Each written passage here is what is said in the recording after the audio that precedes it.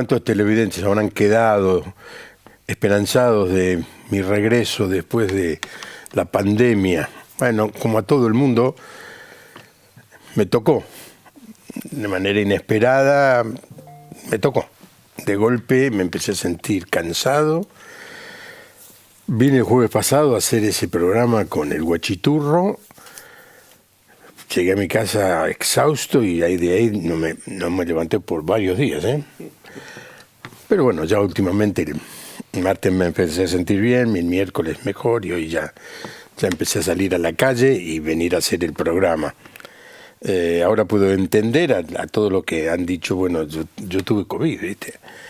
Ahora ya me estoy del lado ese, de los que tuvimos COVID. Y ya miramos con indiferencia, con una actitud de superioridad a estos que no tienen COVID, ¿no?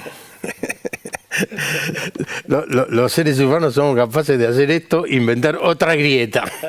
Los que tuvieron y los que no tuvieron. Hoy es un día muy festivo, por lo menos en Francia, ¿no es cierto? Se celebra el Día de la Libertad, gran concierto ahí en la Torre Eiffel. Pero hace 2 años aquí se celebró un cumpleaños, cuando nadie se podía reunir, cuando estábamos todos condenados por el dedito, no se me hagan los vivos, vamos a aplicar la dureza de la ley. Cuando todos creíamos que éramos todos iguales, de golpe en la casa del presidente se hace un festejo secreto. No lo supo nadie por un poco de tiempo, hasta que se supo. Primera reacción del señor presidente: no, pasaba por ahí, no es nada, no me di cuenta. 2, segunda, el síndrome de Adán. La culpa no soy yo, es la mujer que tú me diste. 3, es culpable. Y 4, arregló con poco, con 2 o 3 pesos, lo que le tenía que haber costado mucho más que eso. En otros países, por una cosa así, se le pide la renuncia. No en este país, que es un país de bananero, de 4ª categoría, con franca posibilidad de que lleguemos a la 5ª categoría. Estamos viviendo un momento muy difícil, muy duro, muy triste. Y yo hace mucho que le vengo diciendo que no tengo ninguna esperanza, y ahora cada vez tengo más certeza de que no hay ninguna esperanza, salvo que suceda algo milagroso. Lo milagroso es que esté hoy mi invitado aquí, Lucas Leigh. Joven, talentoso, brillante. Es decir, Lucas, ¿cómo estás? ¿Cómo te va, Juan Pablo? Un gusto verte y estar con vos y que estés mejor. Gracias. Me tenía que mejorar. Ibas a venir, no puede ser que me sienta más justo que viene este jovenzuelo. Está aquí en E625 y me trajo el catálogo, el último catálogo de materiales, de libros y Biblias, de estudio. Biblias, materiales electrónicos, todo para trabajar en esa franja entre 6 años y 25 años. Estuvimos hablando de esto con Fernando Altare hace un par de semanas. Pero ¿cómo estás viendo la situación, Lucas? Vos que estás en Estados Unidos y viajás mucho por toda Latinoamérica, debes tener una mirada más o menos afinada de lo que nos está pasando. Hay una crisis mundial. Obviamente suena poco generoso cuando uno desde un país dice que también otros países viven una crisis, porque a todos nos gusta pensar que somos los únicos, pero la verdad es que Estados Unidos está en crisis. La semana pasada estaba en Colombia, están en crisis. Hace 2 semanas estaba en México, están en crisis. Así que hay una sensación generalizada de crisis prácticamente en todo el mundo. Obviamente hay una guerra que nos afecta a todos y la economía está dada vuelta luego de la pandemia, así que es un momento difícil. Eso no desamerita que obviamente Argentina está transitando una situación complicadísima y que el gobierno no está haciendo la mejor administración de la situación. Vos que sos argentino y estás en la diáspora, ¿qué se dice de la Argentina?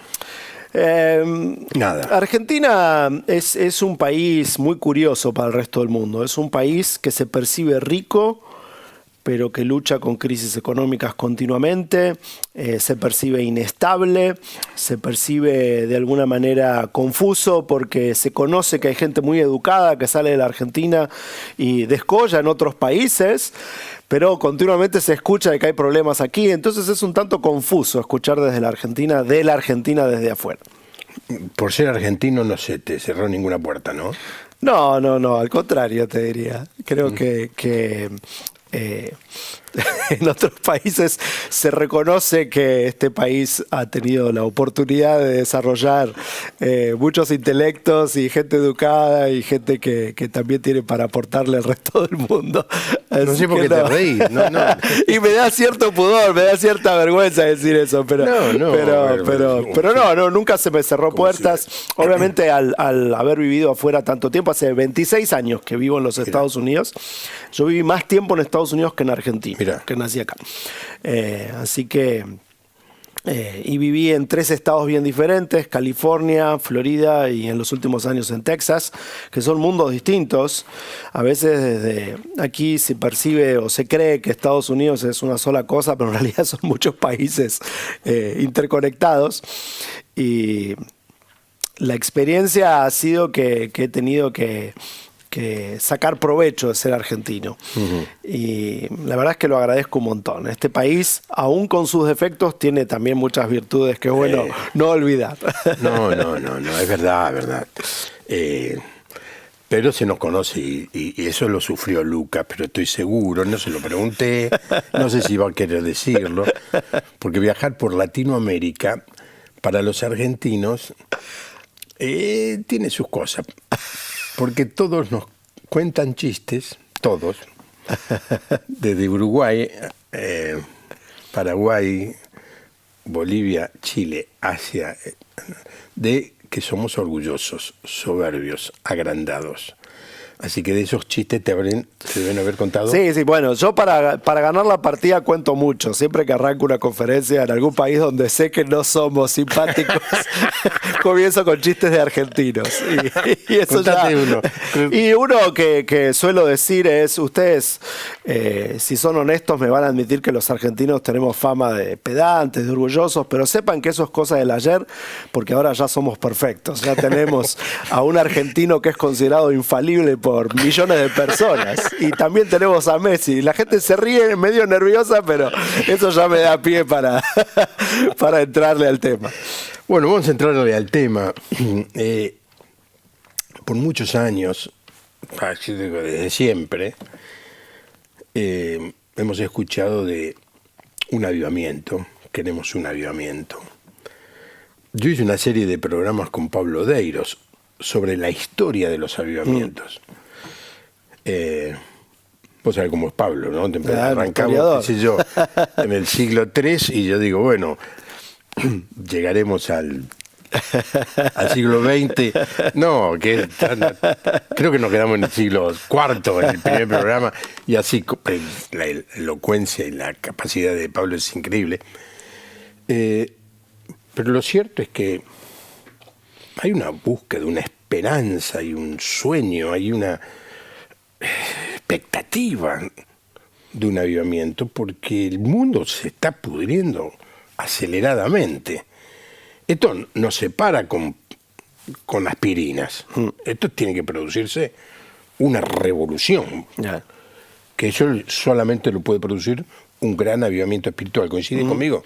Sí, definitivamente. Y obviamente todos los cristianos evangélicos hemos escuchado por años de un avivamiento que estaba por llegar, pero que no ha llegado, o al menos no ha sucedido como lo esperamos. Y eso nos plantea varias preguntas. Y una de ellas, quizás la principal o la germinal, es ¿de qué se trata verdaderamente un avivamiento?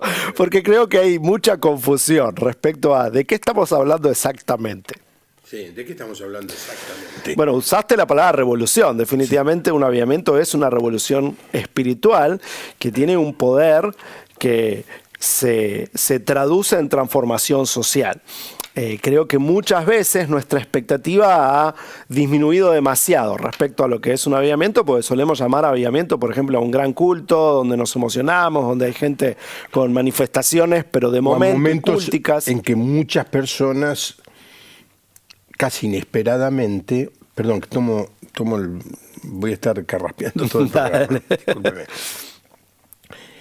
Acá, por ejemplo, se menciona como un avivamiento. Yo no sé si lo fue o no lo fue, no viene al caso, aparte mi opinión no tiene mucha importancia. Lo de Anacondia, ¿no? En el 84 en adelante, donde había multitudes que iban a escuchar mensajes de evangelio, gente absolutamente ajena al mundo evangélico. Uh-huh. ¿Vos considerás eso un avivamiento o no? Sí, fuera de hacer una historia específica con casos recientes, sí creo que es prudente señalar y analizar y ponerse a estudiar qué es lo que la Biblia nos enseña del tema. Es evidente cuando uno lee el texto bíblico de que el avivamiento, por ejemplo, no depende tanto de Dios como solemos escuchar. Si somos honestos, usualmente escuchamos que el avivamiento es algo que hay que reclamarle a Dios. Sí. Es algo que pedirle a Dios. Es algo que pues yo me quedé cantando, avívanos, Señor. Dale. Bueno, pero fíjate la ironía de esa canción. Avívanos, Señor, da a entender algo que es distinto a lo que se ha predicado en muchas esquinas de la iglesia. Avívanos, Señor, lo que está diciendo al Señor es, avívanos a nosotros. Sí, claro. Ahora, si somos honestos, el grueso del mundo evangélico cree que el avivamiento tiene que ver con que Dios se aviva. No te lo van a decir así, pero si vos escuchás entre líneas... Casi una herejía. Pero si escuchás entre líneas muchos de los discursos que hemos escuchado en los últimos 20 años, pareciera que damos a entender que Dios está durmiendo la siesta y hay que hacer un evento con un gran alboroto para que baje. Para que baje y descienda el avivamiento. Y obviamente eso no es lo que enseña el texto bíblico y no es a lo que se refiere un avivamiento, porque si fuera por Dios, querido Juan Pablo y queridos televidentes, el avivamiento sucedería continuamente en todos los países del mundo. Siempre había avivamiento, porque según la Biblia, Dios no quiere que nadie se pierda. Sí. Así que si Dios no quiere que nadie se pierda, si no hay avivamiento, no es culpa de Dios, no es que hay que despertarlo a Dios, no es que Dios está activo en alguna otra tierra y hay que traerlo a la República Argentina. No es que Dios está ahora actuando en Australia porque antes actuó en Estados Unidos y hace unos años estaba en Argentina y tiene que regresar. El Señor ya está entre nosotros, somos templo del Espíritu Santo. Bajó en Pentecostés, el mundo cambió para siempre en Pentecostés y de hecho ese es el paradigma de lo que es un verdadero avivamiento. En Pentecostés, ¿qué sucede? Hay una expansión de la iglesia. Uno lee el libro de los Hechos y ve que los cristianos comienzan a vivir en armonía y que predican con pasión. Y hay un montón de convertidos, que es lo que citaste, que sucedió en los tiempos de Anacondia, de las campañas de los años 80. Hubo un montón de convertidos. Bueno, ese es uno de los síntomas de un avivamiento. Hay un montón de convertidos. De todas maneras, uno hace un análisis histórico y tiene que decir, si en la Argentina todavía no pasamos el 15% del mundo evangélico de cristianos nacidos de nuevo, o que se confiesan nacidos de nuevo, obviamente proporcionalmente tenemos un problema. No podemos decir que esta es una tierra de avivamiento si apenas el 15% se declara nacido de nuevo. Entonces, te insisto, claro, hay varias cosas para analizar. Sí, vamos a charlarla. Interesante lo que decís, de que Dios está interesado en el avivamiento, el problema somos nosotros. Claro. O sea, digámoslo claro, en un avivamiento, según lo que enseña la Biblia, se aviva la iglesia, no Dios. Dios quiere que haya avivamiento siempre. El que te aviva siempre. Es el Espíritu Santo. Claro, es el Espíritu Santo, pero el Espíritu Santo actúa a través de nosotros cuando nosotros nos disponemos en obediencia. A través de la fe, activamos su acción en nuestras vidas. Si nosotros no ponemos nuestra prerrogativa, que es la fe, a pesar de la gracia de Dios, detenemos el obrar de Dios. La iglesia primitiva confía en Dios, se entregan plenamente a la obra del Espíritu Santo, al punto que arriesgan su vida para compartir lo que tienen en sus corazones y entonces sucede lo que sucede. El caso es que tiene que haber obediencia, tiene que haber pasión, tiene que haber una entrega absoluta como sucedió con los apóstoles. En nuestro caso a veces queremos que Dios lo haga por nosotros. Lo que predicamos es que Dios tiene que hacer el avivamiento y no que nosotros tenemos que ser buenos administradores de la misión que puso en nuestras manos. Fíjate que Pablo le dice a los romanos, ¿cómo oirán si no hay quien les predica? Entonces, ¿quién les predica? ¿El Espíritu Santo o la iglesia? Es la iglesia la que tiene que predicar. Pero si la iglesia está encerrada dentro de los templos, haciendo liturgias conformistas para cumplir con la tradición, sin cultivar una pasión de evangelismo y sin perseguir la transformación social como los valores de Cristo, como sucede con la iglesia primitiva, obviamente no va a suceder el avivamiento, porque el avivamiento depende de la iglesia y no de Dios.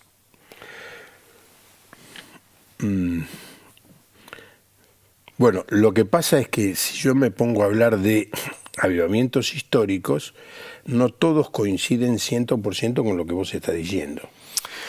Mira, yo tomé un curso con Pablo hace un montón de años acerca de la historia con Pablo de la historia de los avivamientos. Así que sé bien lo que enseña Pablo. No, pero yo no digo que yo ni siquiera coincido 100% con él. No, es que siempre en el relato vas a escuchar que obviamente fue la gracia de Dios, porque nadie apasionado por el Señor te va a decir, no, la clave fue mi obediencia.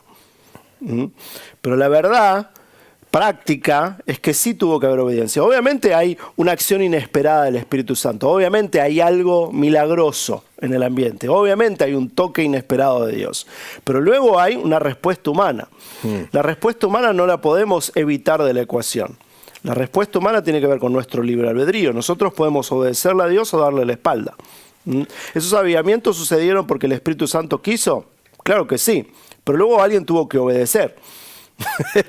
El problema es que damos a entender que siempre es el Espíritu Santo porque parecemos más humildes diciendo eso.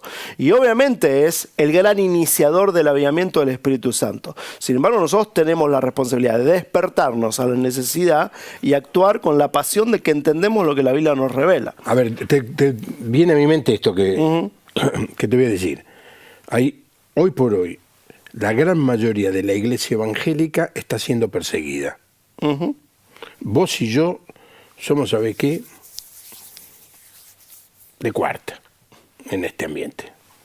Los de primera son los que están en el frente de batalla, sabiendo que lo van a meter preso, lo van a separar de la familia, o puede pasar cualquier cosa. Esa gente, obedeciendo al Señor con todo su corazón, oran por un avivamiento. Y vos decís, más de lo que pueden estar obedeciendo, no pueden obedecer, viejo. Y el avivamiento no llega. Ok, uno tiene que hacer un análisis de qué es lo que está sucediendo en esa situación. Obviamente también pasó con la iglesia primitiva. Luego vino la persecución romana y obviamente 2-3 siglos después no era la misma historia. El mundo cambia y eso nos afecta. Somos partícipes de una demografía y de una historia. Eso no lo podemos evitar. Pero uno va al texto bíblico y encuentra que Dios no quiere que nadie se pierda. Sí. Si fuera por Dios, el mundo sería transformado en el nombre de Cristo continuamente en todas las latitudes. Entonces, cuando eso no sucede, no es porque Dios está distraído y hay que despertarlo, hay que avivarlo. Dios obviamente siempre está interesado en la salvación del mundo, de tal manera que envió a su Hijo Jesucristo. Y luego envía a su Espíritu Santo, ya no habla a través de un par de iluminados como en el pasado, sino que su Espíritu Santo nos transforma de adentro hacia afuera, nos llena, nos da una misión, la de hacer discípulos, la confirma en nuestros corazones y nos da dones para cumplirla. Entonces, sí, definitivamente siempre dependemos de la gracia de Dios y definitivamente hay actos inesperados del Espíritu Santo, pero cuidado con siempre echarle la culpa a Dios de que no haya bien. En eso estoy de acuerdo que eso nos ha con vos. lastimado. En eso estoy de acuerdo. Echarle la culpa a Dios por lo que no está sucediendo es escaparle a nuestra responsabilidad. Pero hay algo de parte de Dios cuando Él dice sí o no.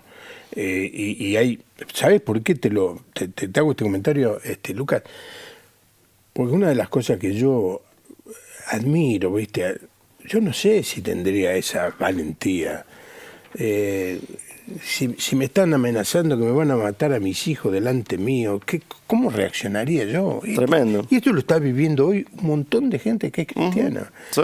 Que deben estar diciendo, Señor, ven pronto, Señor, ya está, danos un avivamiento, que estos soldados se conviertan solos. Y no sucede. Déjame que te lea los mensajes. Francisco de Virrey del Pino quería preguntarle a Lucas qué temas enseñar hoy a los adolescentes. Yo sé que le va a contestar. Conseguiste el manual con toda la revista. La última vez que Lucas fue al programa junto a algunos amigos de la iglesia, sentimos hacer algo por los jóvenes. Hoy tenemos una página de Instagram, 56.000 seguidores, donde compartimos la palabra de Dios. Gracias, Juan Pablo y Lucas, por ser de inspiración para tantos. Mira, por venir a mi programa, ¿viste? Somos un grupo de líderes jóvenes adolescentes de Carcarañá, situados a algunos kilómetros de Rosario. Super. Esta noche nos juntamos a comer pizza junto al resto de los líderes mirando el programa. Siempre es un gran aprendizaje escucharlos. Tomán Duc y equipo. Muy bien. Es duro este trabajo. Pienso en una de mozzarella y cebolla. No se te vino que están comiendo pizza. Los bendecimos. Tenías hambre. No llegaría de Carcarañá, no llegaría. Soy Juancito de Aluminé. Un gusto poder escucharlo y verlos nuevamente. Muchas bendiciones. Qué bueno ver dos generaciones con un mismo propósito, dos referentes del Evangelio juntos. Antonella de Ushuaia, gracias. Edgardo de Rosario, los saludo, pastor, estoy invitado. Comparto su desesperanza y le digo que doy gracias a Dios que dos de mis hijos se fueron a vivir a Italia. Buen programa, bendiciones. Ahí tiene una, ¿cómo se llama? Edgardo tiene dos razones para ir usted a visitarlo. Guillermo de Neuquén, bendiciones. Yo pienso que la promesa del avivamiento es una más de las tantas mentiras presuntuosas de estos días. Es como una zanahoria puesta delante que no la alcanzamos nunca. Uy, ¿quién es? Guillermo de Neuquén. Pues claro, viniendo un hereje de invitado, los televidentes se sueltan allí cosas fuertes, ¿eh? Digamos, te confieso, yo creo que muchas veces se usa exactamente como acaban de describir el tema del avivamiento. ¿Sí? Sí, yo creo que se ha abusado y que se ha utilizado como una zanahoria adelante para crear ímpetu, emoción, sin generar verdadera convicción de lo que el avivamiento es, cómo se facilita, cómo se persigue. Nos quedamos... La iglesia evangélica de hoy es increíblemente supersticiosa. Cree un montón de clichés y mentiras que tienen algo de verdad, tienen un ápice de verdad con palabras que tienen que ver con la Biblia, aunque la palabra avivamiento no está en la Biblia igual.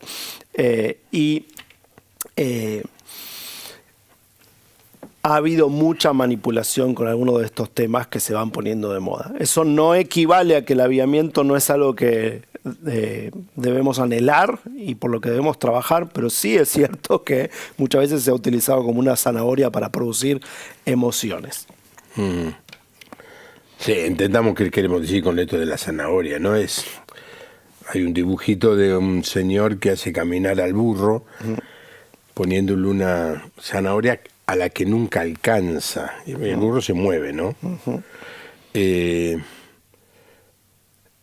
yo he escuchado toda mi vida, ¿viste? Tenemos que orar por un avivamiento. Tenemos que orar por un avivamiento. Y creo que debemos hacerlo.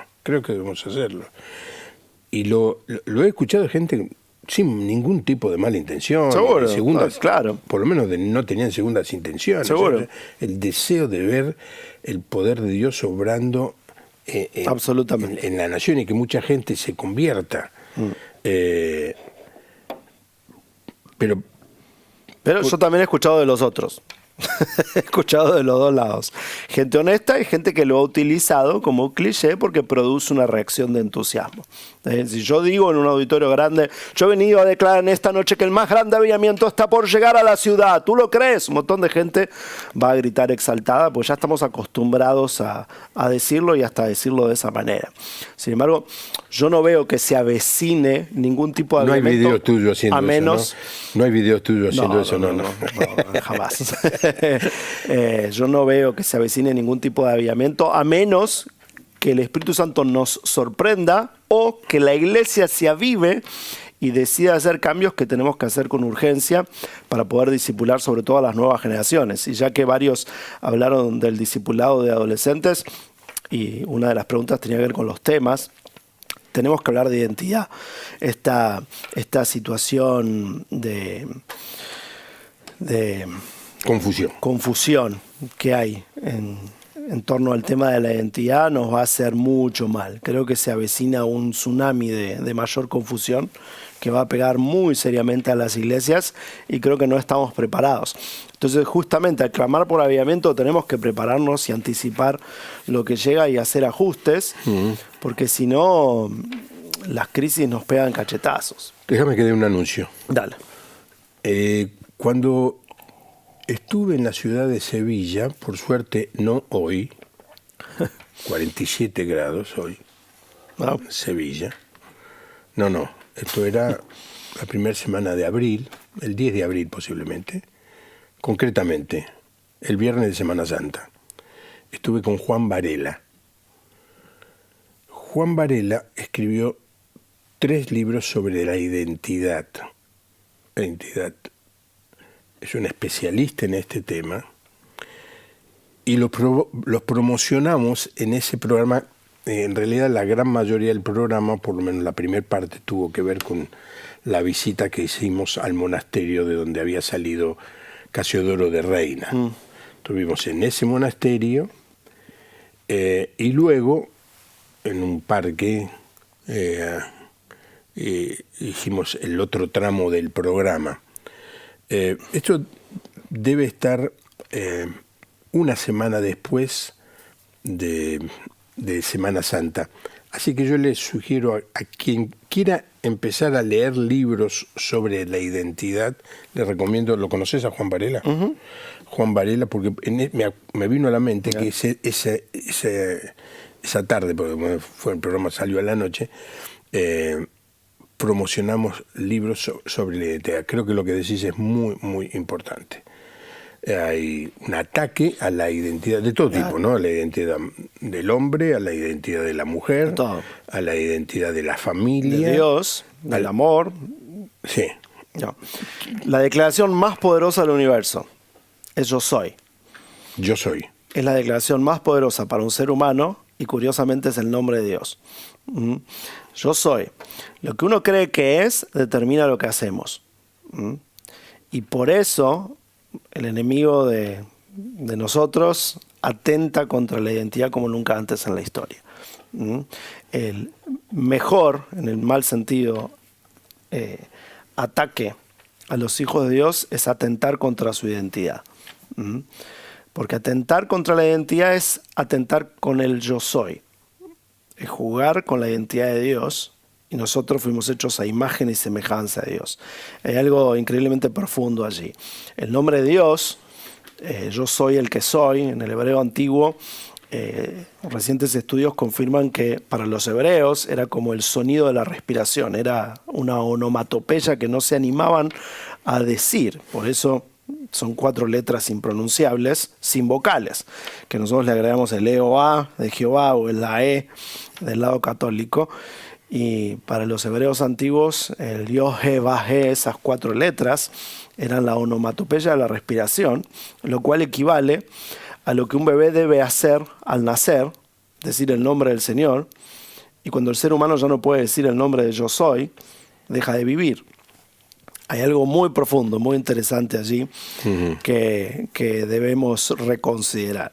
Y como la iglesia debiera ser un condicionante de la formación de la identidad del ser humano. Hay mucho para analizar. Claro. Y hay algún sendero en ese sentido o está todo por hacerse? No, creo que muchas veces, como en muchas situaciones, la Iglesia hace cosas desde las buenas intenciones, pero no las hace de manera tan intencional como podría hacerlas, siendo más estratégica. Entonces, por ejemplo, un caso es que usualmente cuando tratamos el tema de la homosexualidad, hablamos de cómo curarla o qué hacer con ellos. Hablamos desde el lado de la reacción y no de la anticipación. Nuestra pregunta no es cómo sucede, sino qué hacemos cuando ya sucedió.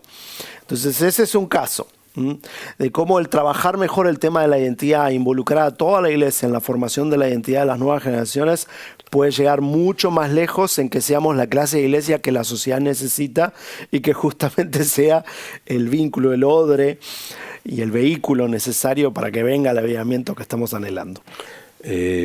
Íbamos a proponer como tema la iglesia post-pandemia y Lucas sugirió que pasáramos a esto del avivamiento que no llega. Como que sí, el avivamiento no que se espera, pero que no muchos llega. se preguntan, ¿qué pasó? ¿Dónde está? Estamos pidiendo eso de Nosotros los 90. estamos un poco encerrados aquí.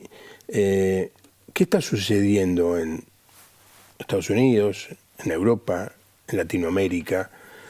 ¿Está habiendo un cambio, una nueva manera de enfrentar estas problemáticas como resultado de la pospandemia, no? A gran escala, tristemente, no. La iglesia en Estados Unidos está en una crisis súper seria. Hay un montón de mega iglesias de los años 80 y 90 que están perdiendo sus templos. Los tienen que vender o los pierden totalmente porque no los pueden pagar. Un montón de iglesias han cerrado, un montón de pastores se han dedicado a otra cosa. En algunas de las denominaciones clásicas hubo un proceso abrupto de jubilación. Un montón de pastores de 60 para arriba se jubilaron de repente y dijo, no, ya esto no lo puedo soportar. Hay falta de pastores jóvenes en un montón de congregaciones. A la vez hay atisbos aquí y allá, obviamente siempre hay esperanzadores. Algunos esfuerzos esperanzadores, movimientos de plantación de iglesia, pero creo que a gran escala el grueso de la iglesia en los Estados Unidos está sufriendo. Y eso es grave para todos, porque obviamente en Occidente... Pero en realidad no como resultado del ataque del mundo, pues siempre lo han tenido, ni siquiera la pandemia, porque es posterior. Ha habido allí una situación de un involucramiento de la iglesia en cuestiones políticas. Sí, ¿no? Eso no ha ayudado, pero creo que la pandemia sí fue un acelerador sí. de que salga a la luz lo que estaba sucediendo. O sea, hablemos las cosas como son. La oferta práctica de un montón de iglesias durante la pandemia fue un culto clásico en video. Cuando termina la pandemia y la gente puede volver, la gente lo que aprendió es que ese culto clásico mirado en una pantalla le daba exactamente la misma experiencia que en el templo, solamente que no tenían que vestirse, podían mirar el culto en pijama y no se sentían culpables al momento de la ofrenda porque nadie los veía cuando no ofrendaban. Entonces, la gente no volvió en los Estados Unidos como se esperaba. Hay dos estudios dando vueltas. Uno indica que el 42% de las personas han vuelto a 2 años de pandemia y el otro, más esperanzador, dice 48%. O sea, la mitad de los cristianos evangélicos en Estados Unidos todavía no vuelven a los cultos. Entonces hay que preguntarse, ¿por qué? Bueno, con ese 25 nos estamos haciendo el planteo a través de una iniciativa llamada El Elefante en la Sala. Este sábado vamos a estar aquí en Buenos Aires con esta iniciativa. El evento ya no tiene entradas, está lleno, pero vamos a seguir. Es ese evento que pusieron con muchas fotos, pero en mi foto no estaba. Ese es un reclamo para Fernando Altares. Fernando lo tenés que agarrar con eso. Estamos haciendo este evento en 17 países, 19 sedes, 17 países. En los Estados Unidos hay 3, vamos a estar en Los Ángeles, Dallas y Nueva York. Y siempre tratando de responder cómo hacemos más y mejores discípulos, porque algo que surgió en la pandemia es darnos cuenta que hay una fuerte divergencia entre asistentes y discípulos o miembros y fans evangélicos y cristianos comprometidos. Pero la iglesia fue cómplice en crear esto porque creo que el sistema litúrgico se ha desgastado totalmente. Amén. El sistema litúrgico de la iglesia, esto de sentarnos todos mirándonos la nuca, pararnos para cantar, sentarnos, pararnos para cantar, sentarnos, pararnos para cantar, No va sentarnos más, no y va escuchar más. un discurso de 40 minutos, no va más. Número uno, no es bíblico, en ningún lugar de la Biblia se nos dice que hagamos eso. Y número dos, lleva 5 siglos. Así que es obvio que iba a haber un desgaste. Y luego con el avance de la tecnología y esto que facilitó la pandemia, de que la gente se acostumbre a mirar una pantallita y cambiar de canal cuando algo no le gusta, nos trajo hasta acá. Entonces la iglesia debe volver a lo esencial, que no son los cultos del siglo pasado y ni siquiera, Juan Pablo, es los sermones expositivos. Y te digo eso aunque no me lo preguntaste, porque hay un gran sector de la iglesia que cree que la clave para que la iglesia vuelva a ser lo que era es que los sermones vuelvan a ser bíblicos. Pero la verdad es que hay iglesias con sermones bíblicos que también están envejeciendo sin recambio generacional y un montón de hijos de pastores que por años han predicado sermones expositivos que han perdido la fe. Entonces esto no se arregla con sermones expositivos. Y nadie me malentienda, prefiero los sermones bíblicos a las fábulas humanas. Por supuesto que quiero que los sermones sean bíblicos, pero la pregunta es, ¿será que todo se arregla con sermones? ¿O que tenemos que volver a la Biblia y reelaborar una eclesiología bíblica? Y darnos cuenta que el mejor maestro de la historia utilizó el sermón 1 vez y media. Y que en el libro de los Hechos tenemos 6 sermones. Y ahí se termina la historia en el Nuevo Testamento. Esto de los sermones que estandarizamos en el siglo pasado, la verdad es que tiene que ver con los sofistas, tiene que ver con la estandarización de la clase magistral de los reformadores, porque Lutero, Calvino y Zwinglio eran profesores de teología, y con lo que destacamos en el siglo pasado.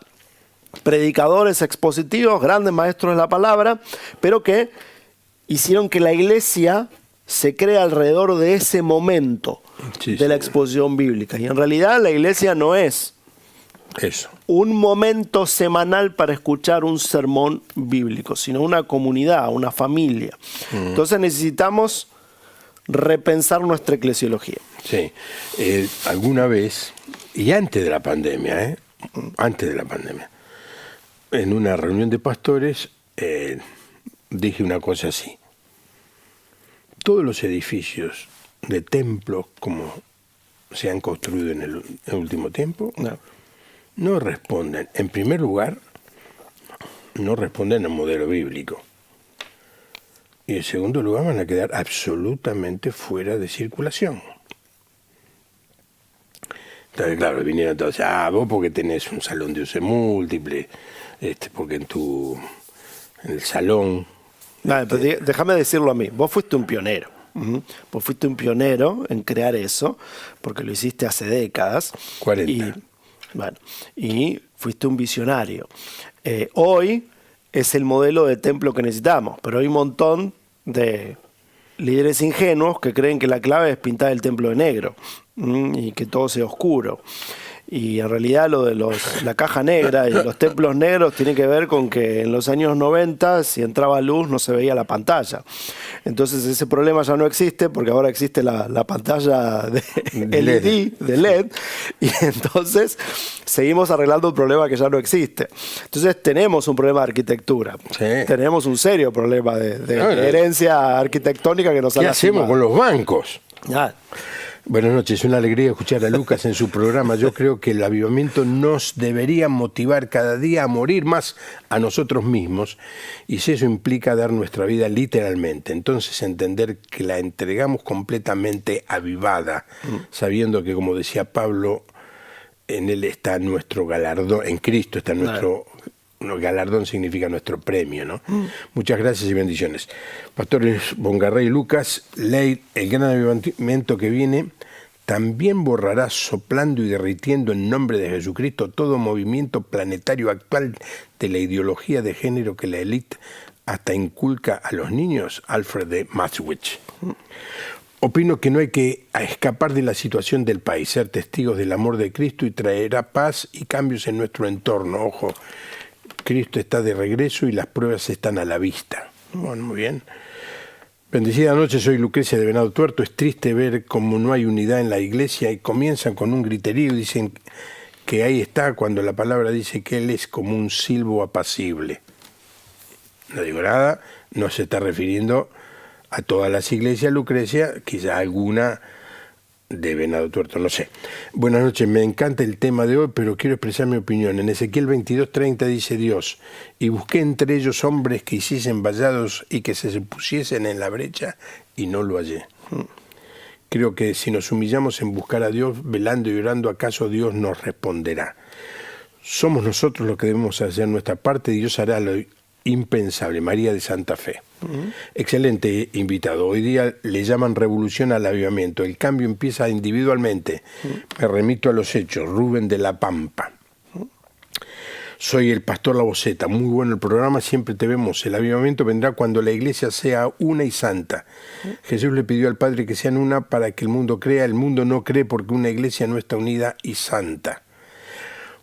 ¿Ustedes piensan que, otro, ¿no? ¿Ustedes piensan que en la Argentina le falta unidad? ¿Por qué no se unen iglesias para enviar misioneros al mundo, para evangelizar en las calles, unirse por los barrios, para salir a repartir comida? Luca de Caballito. Mira, voy a hablar de la unidad. Este es un tema que tengo muchos años. Yo en el año 76 comencé a trabajar en el proceso de unidad, así que conozco el tema, he escrito acerca del tema. La Argentina es un país donde hay mucha unidad. Tenemos que dar muchas gracias a Dios. Lucas viene de otros países. No vive lo que se vive acá. Vos me decís, che, mira, estuvimos hablando de Pablo Odeiro sin que estuviera presente. Es de una denominación que no es ni la tuya ni la mía. Que es un amigo. Somos amigos. Hay unidad. Pero no he encontrado todavía el resultado de la unidad, ¿no? Porque ahora usted me dice, ¿puede mejorar la unidad en la Argentina? Siempre. Todo. Pero a mí me produce tristeza. Estuve en Beirut, en el Líbano, y les hablé de la unidad.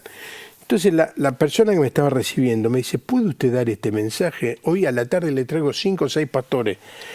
Y yo la verdad que no había ido a Beirut a tener reuniones, pues bueno, y los trajo.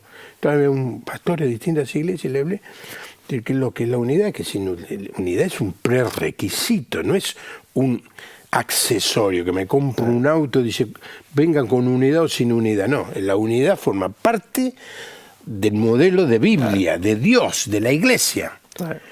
Y claro, están sorprendidos porque en Beirut, donde son minoría, están separados, divididos. Terrible. Déjame hacer la observación desde la mirada externa. La iglesia en Argentina es una de las iglesias más unidas del mundo. Y por lejos.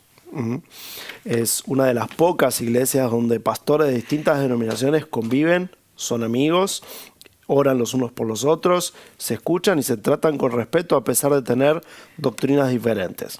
Y vos fuiste un pionero para que eso suceda. Y lo lograste.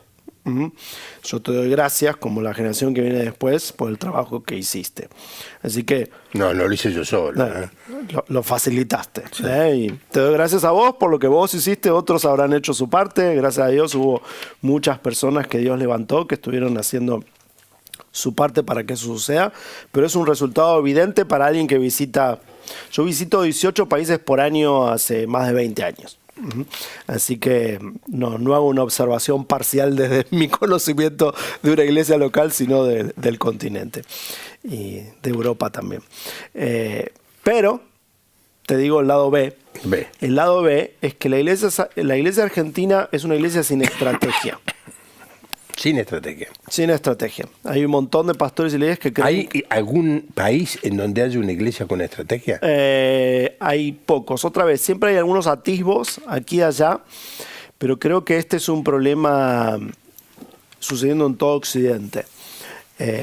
Tristemente tenemos demasiados pastores y líderes cristianos que creen que la renovación de la iglesia se reduce a renovar la ropa, el estilo musical y la tecnología del escenario. Que antes usamos traje, después nos sacamos la corbata y ahora usamos skinny jeans. Antes cantábamos con himnario, luego las transparencias y ahora cantamos con pantalla. Antes el armonio. Antes usábamos el armonio, luego trajimos el teclado y ahora son todas guitarras acústicas. Y nada de eso está mal, pero eso es absolutamente superficial. Por supuesto que hay que renovar eso porque las modas cambian, los estilos musicales cambian, todo eso es natural, pero si el estilo de hacer liturgia e iglesia es igual que hace 50 o 60 años, tenemos un problema. Y el grueso de las iglesias, aún las que consideramos más progresivas hoy, son iglesias que usan con un camuflaje contemporáneo el mismo estilo litúrgico que usaba una iglesia hace 150 años. Es la misma concepción de iglesia. Sí, afirmativamente, ¿no? Por eso digo, tenemos que volver a la senda antigua. Ahora digo eso y debo hacer una aclaración, porque algunos cuando escuchan lo de la senda antigua piensan que la senda antigua es los 1960 del siglo XX, que la senda antigua es la iglesia de su niñez. No, la senda antigua tiene miles de años, no tiene 50, no tiene 30, no tiene 100, tiene miles de años. Hay que volver al pasado y decir, ok, ¿qué es esencial? Cuando desmenuzamos bíblicamente a la iglesia, ¿qué es la iglesia? ¿Cómo funciona orgánicamente la iglesia? Tristemente eso lo reemplazamos con una liturgia semanal en un templo, y es una liturgia que pasó por la romanización de la iglesia y que estandarizó algunos protocolos durante la Reforma Protestante y que llegó a nosotros sobre todo vía los Estados Unidos hace 120 años atrás. Nuestras dos denominaciones principales, los bautistas y las asambleas de Dios, son denominaciones nacidas en los Estados Unidos que enviaron misioneros americanos a la Argentina. Yo me acuerdo de un misionero que volvió a Inglaterra, en este caso, pero es lo mismo.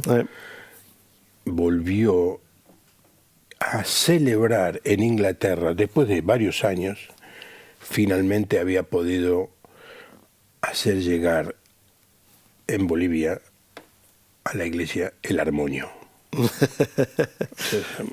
Porque para él una reunión, sí, armonio, a ver, le tengo que obligar. El armonio era un piano, tenía el teclado de un órgano y había que pedalear. Yo aprendí a tocar en un armonio que mi mamá tenía en mi casa, que era un armonio transportable. Se le doblaban las pedales, íbamos al aire libre, mi papá lo ponía así, y mi mamá, que no tocaba ni el 1% de lo que yo sé tocar, ella iba ahí a la esquina y cantaba, y tocaba el armonio. Este misionero dijo, al fin ahora esto es una iglesia. Y me imagino los collas ahí arriba, no usan ese instrumento. Bueno, esa colonización cultural es la que hemos sufrido todos. Sí, sí. Y somos tan revolucionarios que la cambiamos. No es que la cambiamos, sacamos el armonio y pusimos un teclado. No cambiamos nada. Exactamente. Hemos hecho renovaciones estéticas en los últimos 50, 60, 100 años sin volver a la esencia de lo que teníamos que hacer, cómo cultivar una familia. Y hay un montón de ejemplos de cómo esto ha sucedido. Y por eso te hablaba, necesitamos una eclesiología bíblica. Tenemos que desamericanizar a la iglesia argentina, deseuropeizar a la iglesia argentina y desromanizar a la iglesia argentina y volver a la iglesia primitiva y a Jesús y darnos cuenta que es lo sagrado de lo que nos enseñó el maestro de maestros, que no fue dar sermones semanales en el templo a la misma hora, en el mismo formato y con la misma duración, porque de hecho todos los sermones que tenemos en la Biblia son conversaciones espontáneas. Y no son en el mismo lugar, el mismo día, a la misma hora de la semana. Eso no es malo, pero hay que decirlo. No, digámoslo, el día sábado iban los judíos a la sinagoga y el Señor aprovechó esa circunstancia varias veces para abrir el rollo y hablar. Caso en Nazaret. Y hacer sus conversaciones. Sí, estoy de acuerdo. Era una experiencia de conversación. Pero leían el texto. Leían, bueno, pero hay algo muy interesante, ya que mencionás la sinagoga. Mirá. La iglesia primitiva, aclaremos, no tenían templos. ¿Sí? Bueno, no había. Y los hebreos tenían uno en la ciudad capital. Así que el creer que los hebreos iban al templo cada fin de semana tampoco es algo No, tenía que ir 3 veces por año. Exactamente. El hebreo promedio iba 3-4 veces por año, a menos que vivan en Jerusalén. Y casi todas las escenas que se cuentan de estar en el templo tienen que ver con los atrios. No tienen que ver con el lugar santísimo, al que entraba solo el sumo sacerdote, ni era un lugar de culto donde se sentaban mirando una escena. Y no había bancos. No había bancos. Eso es un invento europeísta. Quizá escalinatas. Y en la sinagoga se miraba la cara y no la nuca. En el centro estaban los rollos y iban los maestros, abrían los rollos, leían y luego empezaba la conversación. Entonces, aún esa experiencia era bien diferente a lo que nosotros imaginamos. Absolutamente diferente. Absolutamente. Bueno, le anuncio que voy a hacer mañana en el programa. Voy a poner las filmaciones, ya creo las últimas, del viaje que hice a Israel. Y voy a mostrar, me llevaron hora editar y ahora no me acuerdo cuál es eso. El Monte de los Olivos. Vos. Estuve caminando por el Valle de Cedrón. Y por supuesto Getsemaní. Y después un poco de Capernaum y de Corazín. Me viene a la mente, gracias por el pie que me hiciste, Lucas, porque lo que se ve en Capernaum es el lugar donde estaba la sinagoga en la que el Señor Jesús enseñaba. Pero hago especial énfasis en la otra sinagoga, en la de Corazín, que estaría media hora de caminata, ahí nomás de Capernaum. Y el Señor tuvo palabras durísimas para Capernaum, Corazín. Y después, Dios mediante, voy a tener preparado para mañana a la noche el lugar donde el Señor Jesús le preguntó a sus discípulos si se querían ir, y donde Pedro dijo, tú eres el único el que tiene vida eterna, y el Señor dijo, ni las puertas del infierno podrán prevalecer contra ella. Le voy a mostrar el lugar donde el Señor Jesús hizo eso, y lo que se llamaba en aquella época la puerta del infierno. Bueno, eso es mañana. O sea, mañana voy a hacer un programa poniendo las filmaciones. Y ya creo que después de este último programa no pongo más. Porque bueno, pero decime, al ir y ver esos lugares, sí, te das cuenta que muchas veces nuestra preinterpretación de lo que ahí sucedió es diferente a cuando ves un lugar y dices, esto es distinto a lo que yo me imaginaba. Absolutamente, absolutamente. Nuestra imaginación colectiva evangélica está muy arraigada en nuestras costumbres del siglo pasado. Sí. Y creo que hay que volver más atrás. Sí. Y hay que hacer esos recorridos. Vamos a decir, ok, lo sagrado quiere otra cosa. El funcionamiento de la iglesia primitiva. Sí, pero el modelo funcionó en algún momento bien. Sí, bueno, la iglesia primitiva obviamente explotó. No, el modelo del culto. Sí, claro, durante la modernidad, claro que sí. Y obviamente en la etapa de la Reforma Protestante ni hablar, pero el tiempo cambió. Son momentos diferentes. Soy Mari de la Romería. Con respecto al avivamiento, solo Dios puede producirlo. Creo que siempre hay algún obediente. Qué lástima que dure tan poco este programa. 1 hora les queda corta. Bueno, después de 18 años hacer 1 hora todas las noches, te voy a decir, Matías, que no es tanto. Tendrían que hacer un live en Instagram. Vamos a hacerlo, tenemos que hacerlo. Gracias, Lucas, por invertir en las generaciones. Soy un reflejo de ello con tus libros y eventos. Gracias. Como adolescente y como líder de adolescentes y jóvenes. Dios siga dándote sabiduría y discernimiento. Amén. Para continuar sembrando. Danisa Biscup de Sáenz Peña, Chaco. Muchas gracias. Será de la iglesia de nuestro amigo Andrés, ¿no? Y hay muchos amigos por ahí, muy bien. Me encanta su programa, lo veo por Canal Luz, lo empezamos a ver con mi hijo hace como 12 años o más, Patricia Gómez. Bueno, en General Galarza, Entre Ríos, hay un armonio. Cómo me gustaría. Un día voy a ir Yo teníamos un armonio, lo regalamos. Hoy ando... cómo me gustaría tener un armonio. Mi suegro tiene uno en la casa, con los botones y todo, tenés que con los 2 fuelles así pedalear. Decirle si mi suegro lo tiene. Decirle si me lo regala. Vamos a preguntar. No, lo traería acá. Vos sabés que yo hago un programa. Lo toca, mi suegro lo toca. Vos sabés que yo hago un programa de música. De himnos, de himnos los miércoles. Porque no me estoy contradiciendo. Esos himnos hay que recuperarlos. Yeah. No sé si para cantarlos solos, para escucharlo por Spotify, con el audio, con el aparatito, o si cantarlo en una congregación, no sé, no quiero que se pierdan. Claro. Esa es la idea. No se deberían perder. Y toco el piano porque no tengo un armonio. Bueno, ¿cómo se llama tu suegro? Daniel Divano. Daniel Dufa. Lo conocíamos cuando éramos chicos.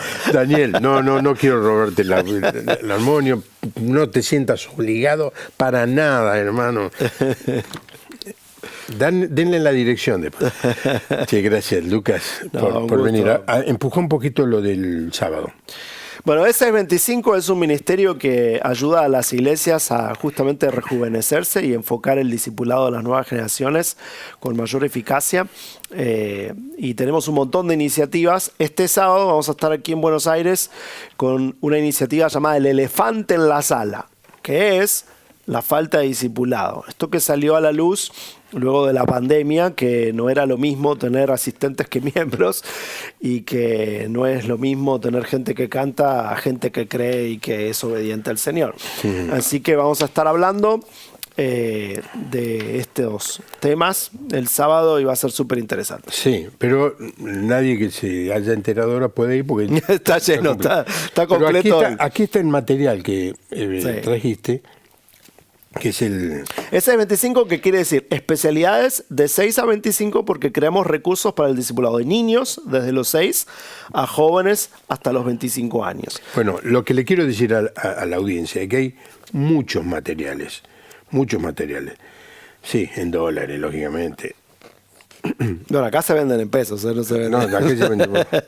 ¿Se puede comprar acá? Sí, todas las librerías cristianas los consiguen. Mercado Libre. Mercado Libre, listo, ya está. Mercado Libre, E625. Ocúpate en leer. Sí, hay mucha gente que se ha quedado estacionada porque lo último que leyó fue El progreso del peregrino, de Juan Bunyan. O Con quién me casaré, de Don Luis. O Don Luis Palau, ¿Con quién me casaré? Mirá, no, hay otras cosas nuevas, muy actuales. No son la verdad absoluta. La verdad absoluta es la palabra de Dios. La palabra de Dios. Pero usted, prepárese. Y te digo algo ahí que es para agradecer. Somos la única editorial con llegada mundial cuyos libros no son traducciones del inglés. Todo es original en español. Todos los autores son hispanos escribiendo hispanos, con gente que tiene experiencias en nuestros países. Gracias, Lucas. Un gusto. Un gusto haber charlado con él, discutido, peleado. No, lo del suegro no quiero que se sienta mal tu suegro. Que tenga una buena noche. Mañana voy a poner videos de el Valle Cedrón, el valle que está entre el Monte de los Olivos y Jerusalén. Caminé por ahí. Precioso. Capernaum, Corazín, la ciudad de Dan. No se lo pierdan, mañana, 10 de la noche. Que tenga una buena noche y que Dios les bendiga. Hasta mañana.